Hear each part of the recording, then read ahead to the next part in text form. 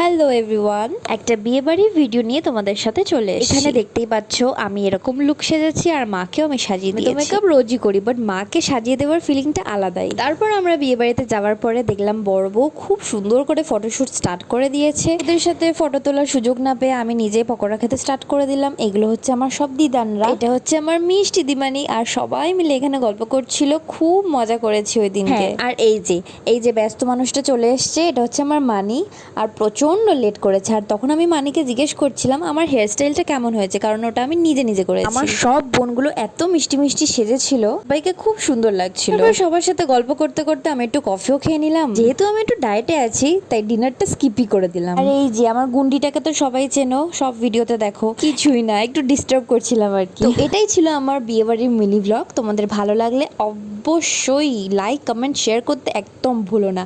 আবার দেখা হবে নেক্সট ভিডিওতে। টাটা।